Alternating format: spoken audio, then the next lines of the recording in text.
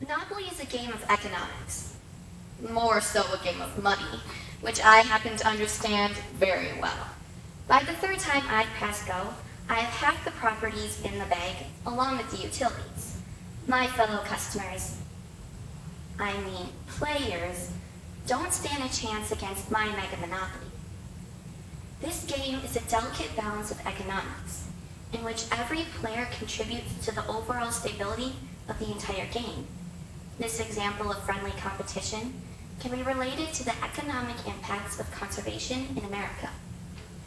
The South Dakota Department of Agriculture, the South Dakota Association of Conservation Districts, and the U.S. Fish and Wildlife Service are just a few of the diverse divisions that contribute to the progression and preservation of conservation. To understand the economic impacts further, we'll observe two main areas of current conservation: the fishing population and the pine beetle mitigation effort.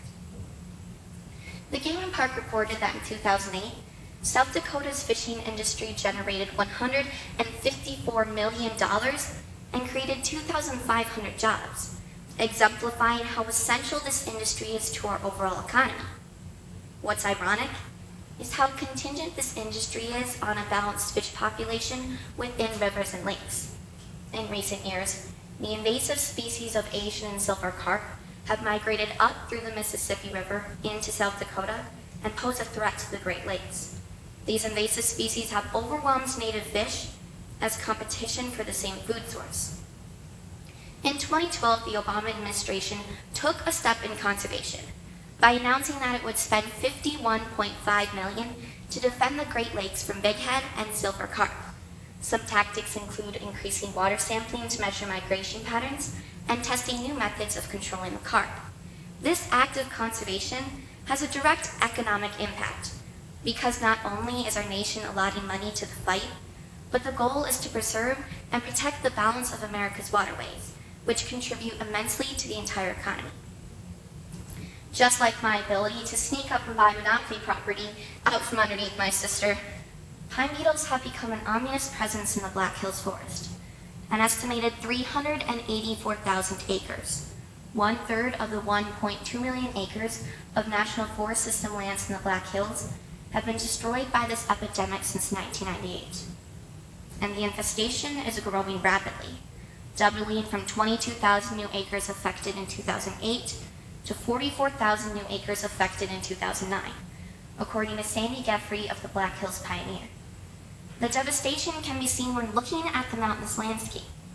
Orange-brown, dried-up pine trees that were once a dark and luscious green. Fortunately, members of the Black Hills Regional Mountain Pine Beetle Working Group are pursuing assistance from Governor Dennis Doerr and the South Dakota Legislature. A member of the working group, Bill Coburn, estimates that $1 million worth of work is needed soon to save valuable wood and slow the spread of the beetle. These are just a couple examples of the economic impacts of conservation. In a state that presents beautiful landscape on either side of the river, it's important to realize that conservation is a long-term investment.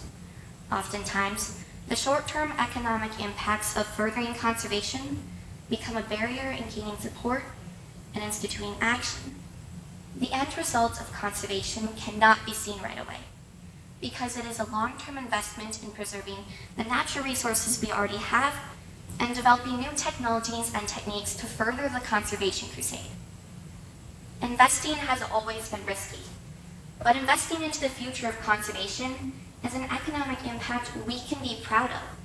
It's a proactive act in supporting the industries that rely on the living land for their earnings, kind of like the game of Monopoly, investing into the future of the player's success. The only difference? Conservation isn't just a game. It's a continuous necessity of life. Thank you.